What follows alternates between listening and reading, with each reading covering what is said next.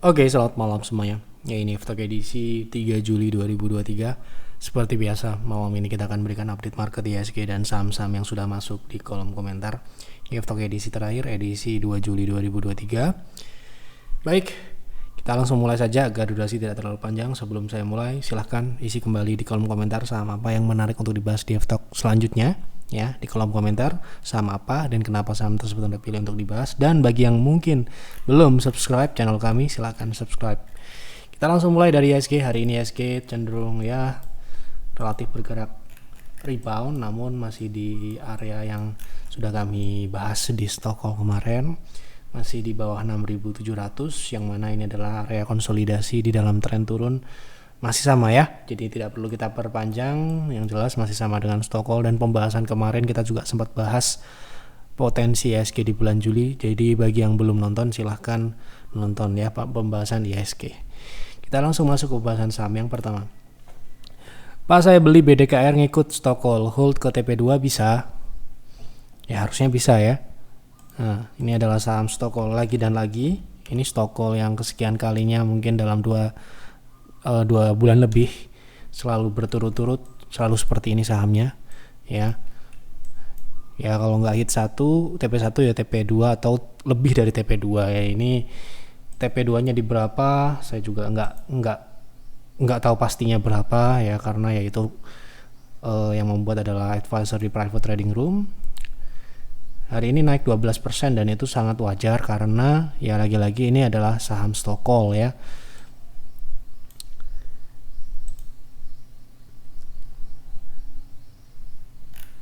Sebentar ya, kita buka aksesnya karena ini khusus untuk member ya. Saya bukan member nih, jadi nggak tahu. Oke,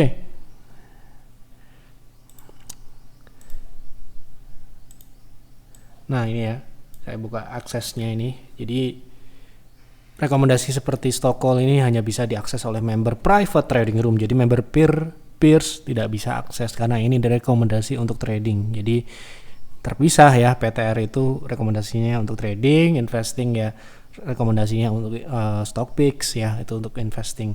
Nah, ini adalah salah satu contohnya. Hari ini naik ke 354, artinya belum mencapai TP2 tapi masuk ke TP1. Ya seperti ini ya, biasanya memang kemungkinan besar sahamnya langsung naik di sesi pagi karena ya orang berebut buat beli. Sejak Stockholm dipublish di Minggu sore, pastinya orang sekarang sudah bisa input sejak sore entry untuk besok paginya gitu ya. Jadi kalau masih ragu untuk berpikir-pikir dulu besok pagi aja waktu market buka, kemungkinan besar tidak dapat ya. Nah, ini saham yang langsung naik 12% hari ini. Dan menurut saya masih bisa ke TP2 ya. Dan mungkin bisa ke 400 saham ini karena trennya juga cukup bagus. Dan di Stockholm ya, di Stockholm kalau Bapak Ibu perhatikan ada penjelasannya ya. Jadi itu kita memang harus jeli dan membaca ya, tidak bisa kita nggak mau baca dan bisa profit besar ya. Di sini dijelaskan. Ini adalah saham paling menarik minggu ini karena berhasil terkonfirmasi lanjutkan uptrend dengan potensi upside 9 hingga 31% dengan downside 6%. Menariknya saham ini memiliki, ini ya, kita perbesar, memiliki karakteristik uptrend yang moderat atau trader bisa menerapkan strategi trend following. Artinya Anda bisa hold saham ini, tetapi konsekuensinya adalah hari ini naiknya terlihat tidak begitu wajar karena ya lagi-lagi daya tariknya itu sudah terbaca oleh member kami. Yang member kami ya tidak banyak sih, ya ada beberapa lah, tetapi kan jelas dibeli dengan secara berjamaah otomatis meningkatkan tekanan beli itu dan menyebabkan sahamnya itu naik cukup signifikan. Kalau Anda perhatikan candlenya ini candle terpanjang yang pernah ada di saham ini ya, setelah direkomendasikan di private trading room. Nah, saham ini mungkin dalam prosesi trend following, kalau saran saya tetap mengikuti rekomendasi di private trading room ya, di Stockholm, bahwa rekomendasinya adalah untuk swing itu akan lebih baik. Anda bisa take profit di TP2 itu sudah sangat cukup karena Anda sudah profit banyak dan itu sudah lebih dari cukup ya. Cukup Anda kantongi profitnya dan lakukan seperti itu secara konsisten, tidak perlu greedy atau tidak perlu waduh pengen profit ratusan persen tetapi banyak yang rugi gitu ya. Jadi Ini adalah salah satu pembelajaran mengendalikan juga. Kalau sudah ada plan di sini ya ikuti plannya. Gitu. Tidak ada sebenarnya kalau Anda mengikuti rekomendasi kami itu sangat jelas di sini berapa lot, 1000 lot ini ya, boleh dibeli 1000 lot sekali beli. Jadi misalkan Anda itu alokasi 15 PV itu katakanlah Anda butuh 10.000 lot. Berarti Anda bisa 10 kali beli saham ini. Ya, seperti itu. Jadi nggak ada yang perlu takuti. Nah kalau misalkan gagal, katakanlah amit-amit stop loss gitu ya. Ya tinggal di stop loss. Jadi nggak perlu ragu-ragu, rekomendasi kami jelas, clear di mana kita harus exit, di mana kita harus masuk, ya. Jadi nggak perlu takut gitu ya, harusnya. Tapi kadang-kadang orang kan ragu. Kalau Anda ragu, silahkan Anda lihat track record kami, gitu ya. Nah tapi ya sekali lagi ya, walaupun Anda member BTR tidak ada paksaan, Anda mau ikut beli kek, mau nggak beli, mau nonton doang kek, ya itu adalah 100% hak Anda untuk menjalankan transaksi itu. Karena tugas kami adalah advisor, memberikan rekomendasi, menjawab konsultasi, seperti itu ya. Oke. Jadi untuk Anda yang mungkin beli dan ingin TP2, saya rasa masih sangat memungkinkan, bahkan ini mungkin arahnya ke atas, lanjutkan uptrend hingga di atas 400. Namun ya namanya saham ini sudah naik cukup signifikan, tidak kami rekomendasikan lagi kalau baru mau beli. Sekali lagi ya, kalau baru mau beli, baru lihat pembahasannya di sini ya sudah terlambat gitu ya. Kalau jangan sampai Anda beli member-member kami di BTR jualan gitu ya. Nah kasihan. Tenang saja ya. Pasti akan ada rekomendasi berikutnya kalau Anda ketinggalan di saham BDKAR. Ya, setiap minggu pasti ada stock call, hampir setiap hari pasti ada rekomendasi di private trading room di hotlist. Seperti itu ya. Oke. Oh ya, kalau Anda punya dan mau hold, Anda bisa pasang proteksi di 320 ya, artinya Anda bisa cut profit di situ. Lanjut.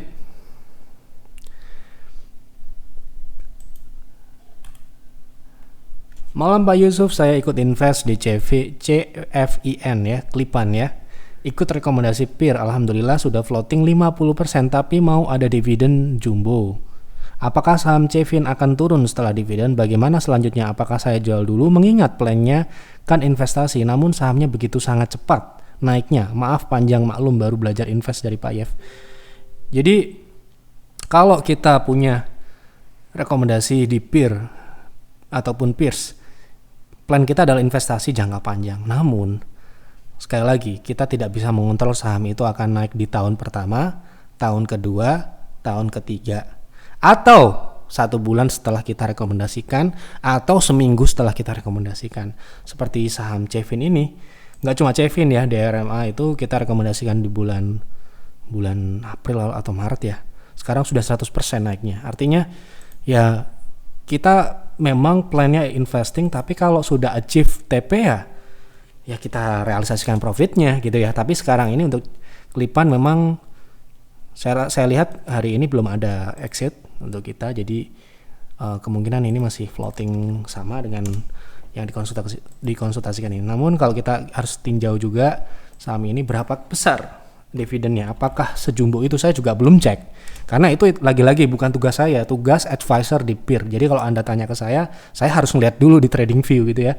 Jadi sedikit berbeda kalau advisor saya di peer ataupun peers ataupun private trading room, mereka akan melihat sistem yang memang sebenarnya ya basisnya sama dengan data yang ada di TradingView. Namun saya akan melihat secara manual di sini ya, tidak menggunakan sistem. Nah, Klipan Finance ini memberikan dividen sebesar 100 per lembar ya, 100 rupiah per lembar. Jadi ini yieldnya ini sekitar 33% ya, ini yield yang cukup besar. Coba kita cek di sektornya, misalkan multi finance yang lain itu Bevin misalkan ya, kita lihat berapakah dividennya gitu ya. Jadi kita harus juga cross check gitu ya. Nah ini misalkan dia yieldnya itu hanya 5%, artinya ini super jumbo, benar yang dikatakan ya. Wah berarti kita seperti DRMA ya, seperti DRMA juga kita dapat dividen plus capital gain yang besar. Kita beli saham ini tanggal 21 Mei di harga 400 ya. Sempat kita dapat di 390-an ya. Karena setelah kita rekomendasikan alhamdulillah tidak naik dan dia malah turun dan kita bisa akumulasi dengan maksimal ya. Ya nggak maksimal sih, sepertinya sekitar 90% kita bisa akumulasi dari target yang kita harapkan. tapi sahamnya memang cukup cepat naiknya ya seperti yang dikatakan ini ya. Tapi tenang saja, kemarin kita sudah rekomendasikan satu saham yang jauh lebih besar potensi dari Kelipan ya, dan sekarang ini hari ini belum naik ya. Jadi kalau misalkan Anda telat Kelipan, ngambilnya saham yang baru kita rekomendasikan kemarin sore ya, di peer only. Jadi peers nggak dapat, peers ada saham yang lain nanti ya. Tapi sekarang sesuai dengan kebutuhan ya, karena ini mungkin advisor peer melihat Cevin ini akan exit. Kemungkinan sekali lagi exit atau tidak Anda harus lihat di layanan kami nanti besok pagi atau kapan, karena kita lihat dulu ini kapan ya. Nah, dividennya ini akan 6 Juli, berarti masih ada sekitar 2 hari lagi lah ya dari sekarang. Ya, kita akan lihat nanti seperti apa yang action yang diambil oleh advisor kami di peer. Yang jelas ya pasti yang terbaik yang akan dilakukan. Apakah mereka akan hold, apakah akan jual sebagian, karena ini sudah profit peer ya. Sudah profit, saya cek dulu. Sudah profit sekitar 50%. 50% itu dalam waktu 1 bulan ya. Jadi saya rasa ya ini kita anggap profit yang kilat. Kita dapat 50% average-nya di bawah 400 ya. Jadi waktu kita rekomendasikan, alhamdulillah kita sangat senang sekali kalau kita rekomendasikan sahamnya itu turun. Jadi kita bisa beli sebanyak-banyaknya sesuai dengan target alokasi ya, terutama untuk investing ya, karena investing itu kan nggak bisa buru-buru ya. Jangan sampai kita rekomendasikan sahamnya langsung ARA gitu kan, susah ya, nggak berhasil itu ya. Nah seperti ini ya. Jadi ini Mei di sini masih belum naik, sampai dia mulai naik tuh kemarin 12 Juni. Jadi saya rasa member peer yang yakin dengan rekomendasi yang diberikan ya pastinya ikut akumulasi dan saat ini menikmati hasil kepercayaannya ya. Nah sekarang ini target kita sebelum, karena ini masih ada waktu lagi ya. Ini pertanyaan juga bagaimana langkahnya kalau Anda mau take profit.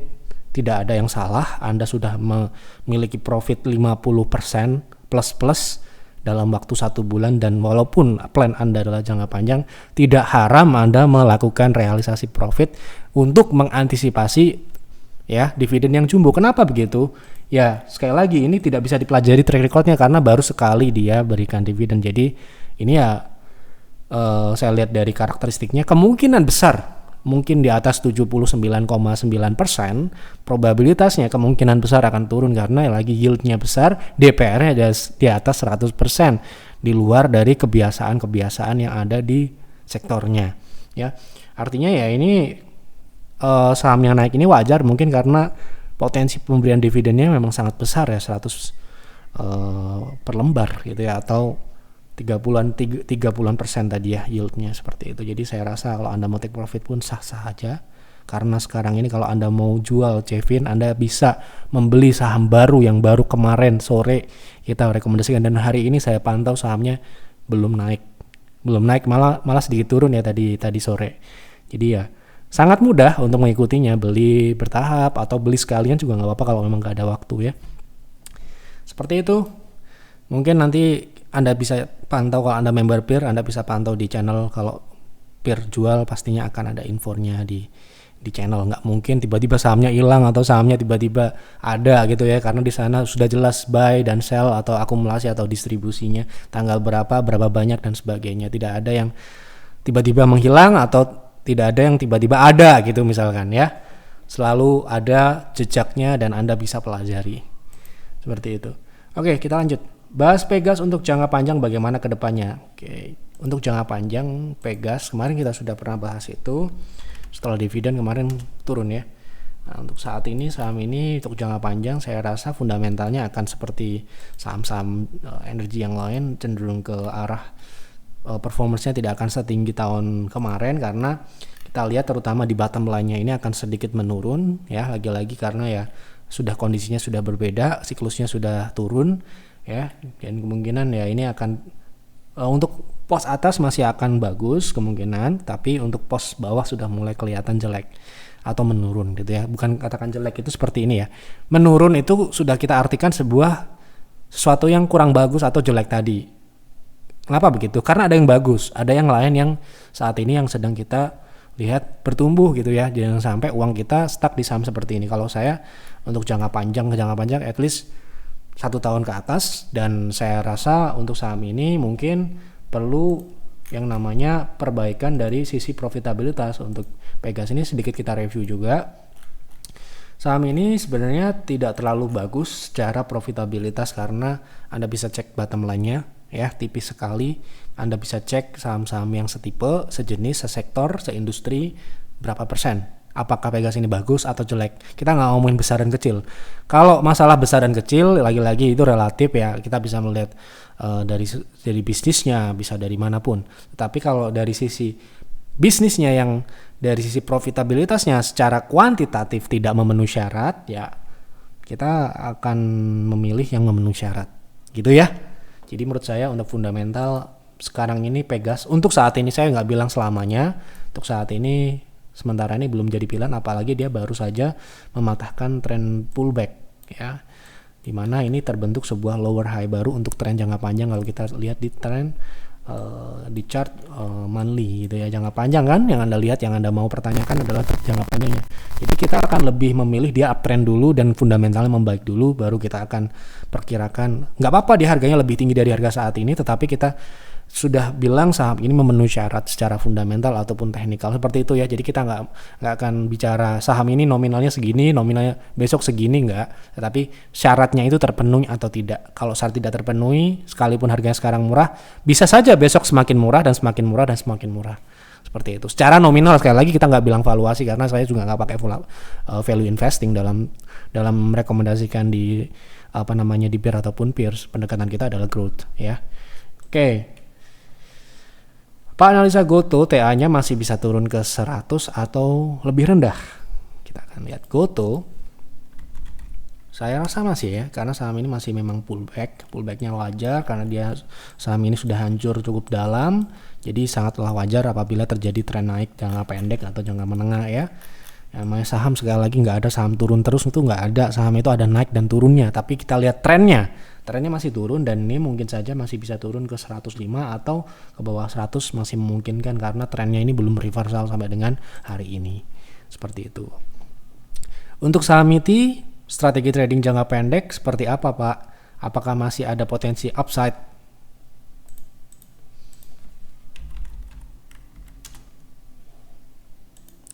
Oke, kita lihat MITI saat ini sudah naik ya. Jadi kenaikannya ini breakout dari 199 atau 200 ini.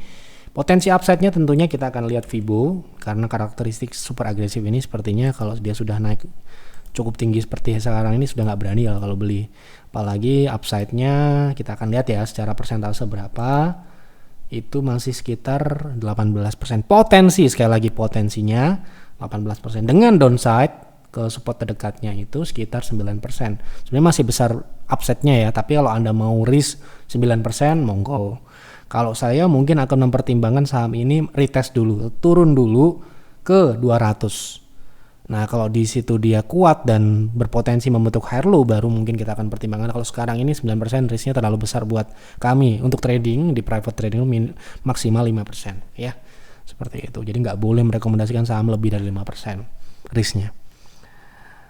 Agak dilema mau cabut saham di Adaro, takut naik ya. Kalau Anda yakin naik ya silakan hold. Tapi naik dan turun itu adalah hal yang wajar. Tapi masalahnya adalah naik ke berapa gitu loh ya. Kemarin kita sudah bahas itu dan silakan ditonton ulang. Jadi Adaro saya yakin dia akan ada kenaikan dan juga akan ada penurunannya karena saham Adaro masih diperdagangkan seperti itu. Tapi yang pertanyaan adalah naik ke berapa? Ya itu loh ya. Saham Penin sudah di bawah, apakah sudah layak beli buat jangka panjang Pak Yev? Target harga di berapa? Apakah ada kemungkinan bagi dividen juga?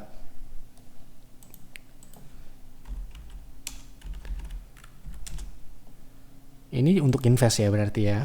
Kalau saya tangkap ini buat jangka panjang, tidak ada kata-kata invest di sini, tetapi karena ini jangka panjang dan ada dividen di sini, berarti Anda itu mau invest dan mencari dividen, gitu ya.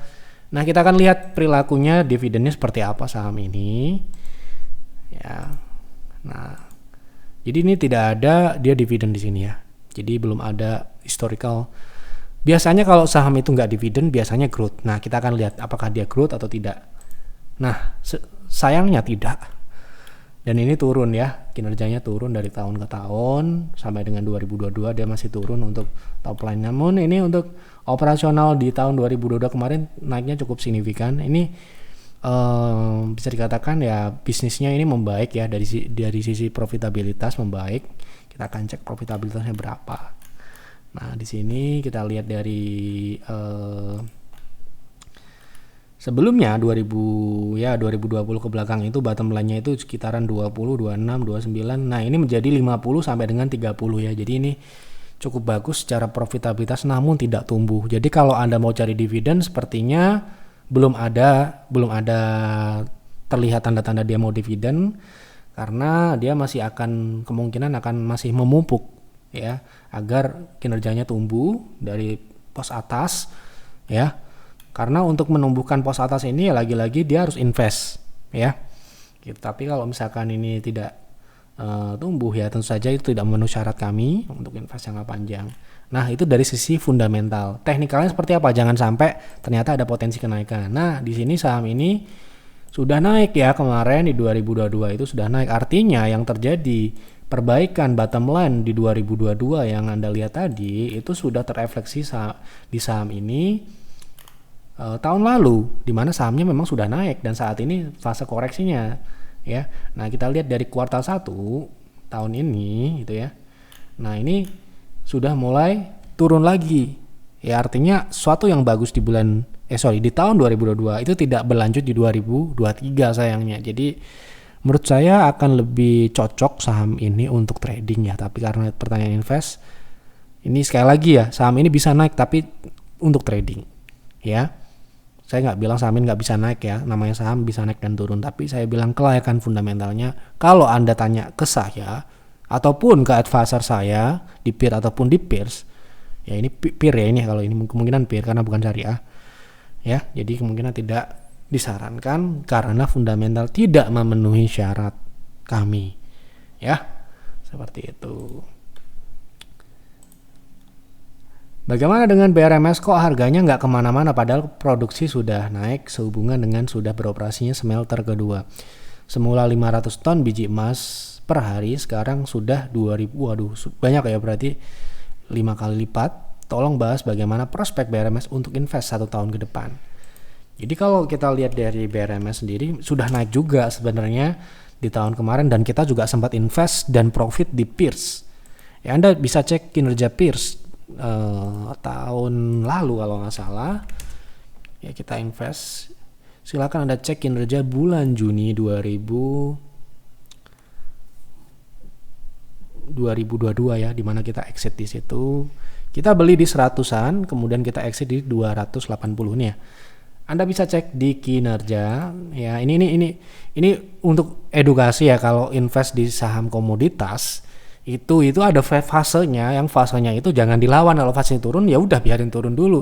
Nah, sekarang kan BRMS ini kan fasenya turun ya, Anda lihat nih downtrend ya. Jadi biarkan dia uptrend dulu ya. Nah, ini ya kalau Anda lihat kinerja Peers di bulan, kita pernah punya saham ini di rekomendasikan pada bulan Februari 2022. Lagi-lagi ini rekomendasi yang cukup kilat juga ya. Di sini kita keluar di 2022 itu bulan Juni ya, bulan 6. Nah, nih. Oke. Ini private investerum syariah nih, kita berbesar ya. Nah, ini kita profit 100% dari saham BRMS, kita akumulasi Februari. Nah, ini stock picks-nya seperti ini. Jadi apa yang mungkin kinerjanya sudah terefleksi itu memang sudah naik di tahun kemarin, dan saat ini sudah mulai take profit gitu ya. Jadi jangan sampai kita masuk di saat take profit seperti Indo Tambang, PTBA, itu kan sudah kita pernah bahas juga ya kemarin ya. Memang berbeda, sama-sama komoditas ya, tapi ya jadi komoditas itu memang biasanya berjamaah ya. Nah, ini waktu itu ini rekomendasi 6 Februari 2022 Peers only, jadi peer nggak dapet. Jadi waktu itu kita akumulasi di 136 dan kita jual di 230 ya, targetnya ini 230, dan saham ini naik ke 300 ya. Jadi ya bisa dikatakan naik 100% tadi dalam waktu berarti 3 bulan ya. Maret. Jadi kita invest 6 Februari, kita jual di Juni. Berarti katakanlah ya Februari, Maret, April, Mei, Juni, ya 5 bulan lah 100%. Itulah hampir mirip-mirip dengan ya tadi ya Klipan di PIR ataupun DRMA di PIR dan PIRS gitu ya. Memang seperti itu ya, kita ekspektasi tahunan tapi alhamdulillah diberikan waktu yang singkat untuk investasi dan menghasilkan, dan kita tidak menahan ini terlalu lama karena naiknya sudah mencapai TP gitu ya.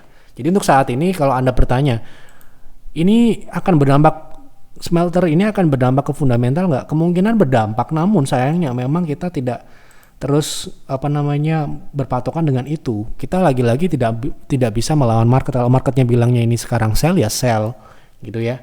Nah kita lihat di 2022 kemarin ya, itu pun dia mengalami penurunan. Karena apa? 2021 itu dia overperform gitu ya, performance-nya terlalu tinggi, dan saya lihat di sini memang malah justru mengalami penurunan. Kita lihat kuartal 1 udah keluar belum? Nah ini ya, ini sudah mulai membaik lagi. Nah berarti kita tinggal menunggu momentum dia teknikalnya. Jadi kalau secara fundamental kan pernah direkomendasikan peers, artinya ini secara fundamental bisa diinvest. Tetapi karena kami menggunakan dua pendekatan fundamental dan teknikal, kalau secara teknikal saya bilang belum, tunggu dia uptrend lagi. Karena kita beli pun tidak di harga yang bawah banget, enggak, tapi kita menunggu memang dia sudah uptrend secara teknikal. Sekarang ini belum ya, kalau sekarang ini mungkin menangkap pisau jatuh lah sementara ini. Oke, kalau dalam waktu dekat ada harus sulit naiknya, masalahnya kelebihan muatan. Bandar angkat kaki dulu. Wah, kalau kita bicara bandar-bandaran di sini saya nggak mau bahas itu ya. Jadi ya silakan Anda bertanya atau berkomentar di tempat lain yang concern di dalam bandar-bandaran, karena kita sudah tahu seperti apa, jadi nggak perlu kita bahas di sini ya. Malam Pak, bisa tolong bahas ANJT untuk investasi dan secara teknikal apakah harga sekarang cocok untuk entry? Austindo ya.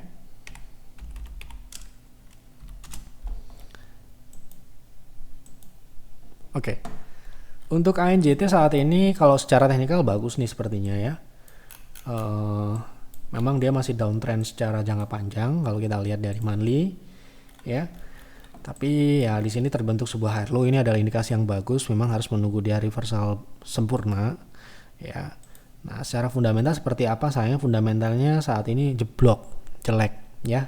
Di sini tidak memenuhi syarat karena bottom line-nya rugi di kuartal 1 ini ya, dan ini baru terjadi sekarang ya, sebelumnya profitnya cukup tebal juga.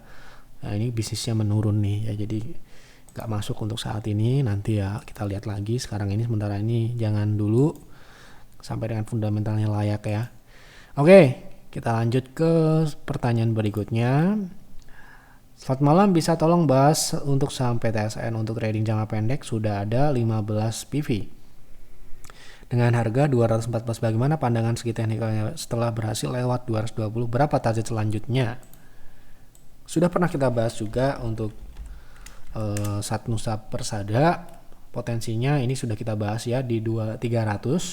Potensi upside waktu itu dari harga 200-an ke 300 ini ya. Sementara ini ke situ arahnya masih sama dengan pembahasan sebelumnya. Lanjut, tolong bahas DOIT untuk swing. Oke. DOIT untuk swing, sepertinya ini ruang geraknya menyempit ya. Nah ini menarik atau tidak, lagi-lagi kita harus lihat dulu karena ruangnya menyempit ya. Namanya menyempit otomatis ya upside-nya mengecil. Semakin berjalannya waktu semakin kecil lah upside-nya gitu ya. Nah kita akan ambil dari wave terakhir, wave ini monthly ya, kita akan pakai di daily, dimana di sini upside-nya kita nggak muluk-muluk ya, 0,3 dulu, itu 388 untuk terdekat sampai dengan 0,6 ya. Ini menarik atau tidak, ini kita akan lihat di sini sekitar 4 sampai dengan 20%. Dengan risk Anda bisa proteksi di 352 5%. Jadi secara upside bisa, dan risknya juga bisa ditoleransi kalau kami ya. Nah ini ada dividen juga ya, dividennya ini udah lewat ya, ex-date-nya tanggal 19 bulan kemarin, jadi ini masih oke. Kemungkinan swingnya ini bisa berjalan di 392 sampai dengan 450 dengan proteksi saat ini. Tentunya kalau harganya naik proteksinya berubah ya, atau bisa dinaikkan gitu ya. Oke, sudah saya jawab semua apa yang ada di kolom komentar. Jadi silahkan apabila Anda ingin banyak melihat saham dibahas di Yaftalk ini, berikan ide Anda di kolom komentar. Yaftalk edisi ini saham apa dan kenapa saham tersebut Anda pilih. Kemudian juga apabila Anda belum subscribe channel kami, silahkan subscribe.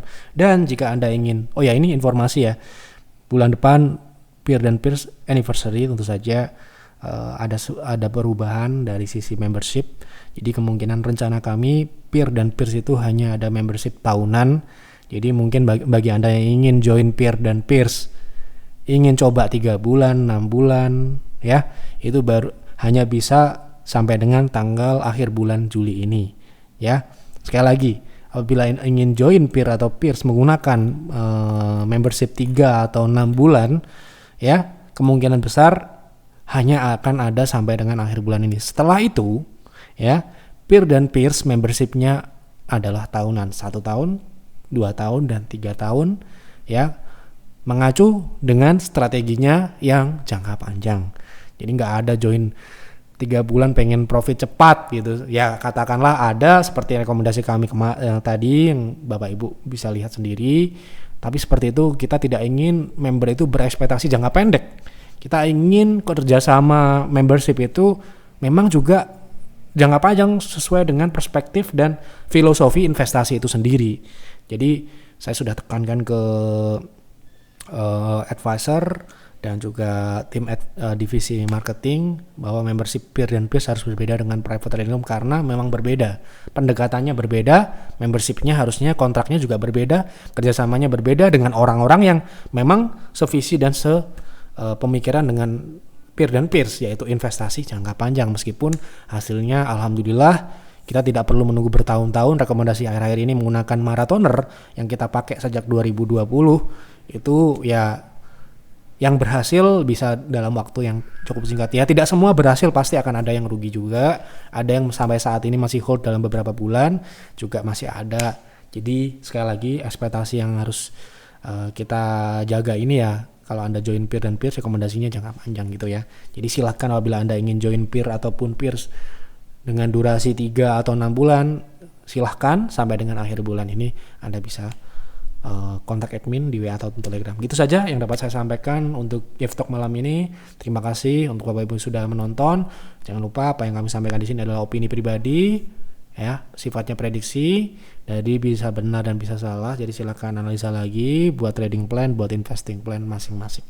Selamat malam dan selamat beristirahat.